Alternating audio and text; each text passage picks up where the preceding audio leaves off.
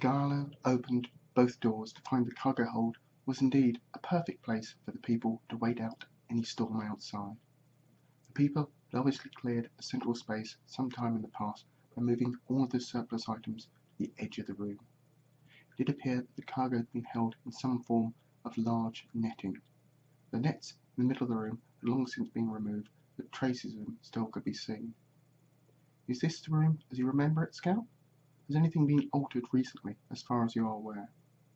Gallo asked, wanting to check on the current use of the cargo. "All seems as much as I can remember it.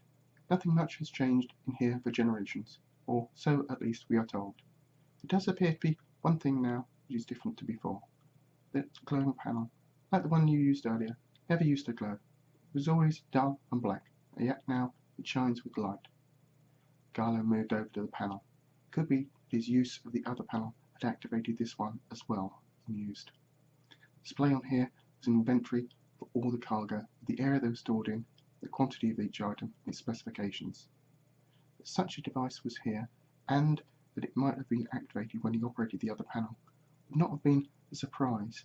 However, the view of the inventory wasn't at the start, but 2/3 of the way down the listing. It appeared that someone else on this planet was also interested in the ship, and they could also read.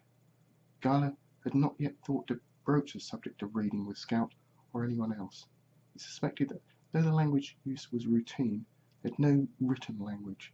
He'd seen no forms of writing created by these people since they'd landed, and indeed it wouldn't have been a priority for them.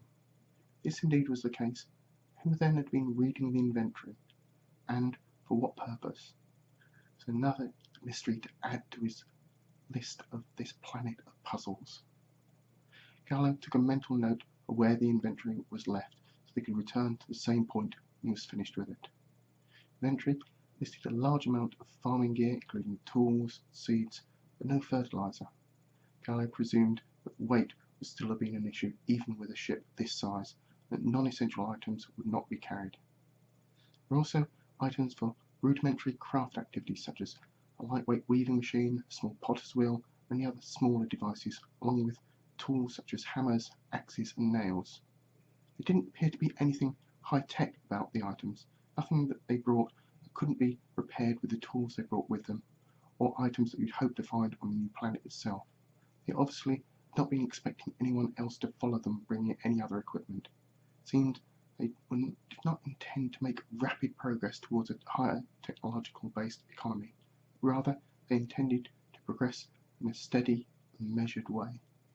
Other than that, the tools, some of which could double up as a weapon in need. There didn't seem to be any weapons amongst all the supplies, not even small hand weapons for personal defense against wild animals, which, again, somewhat surprised Gallo.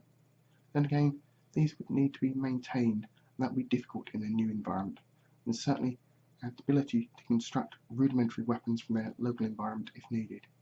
Weight again may have been a concern, somehow he doubted it. Most of the rest of the items seemed to concern shelter and protection, a fair amount of clothing, even tents, which is similar to Gallo's own tent.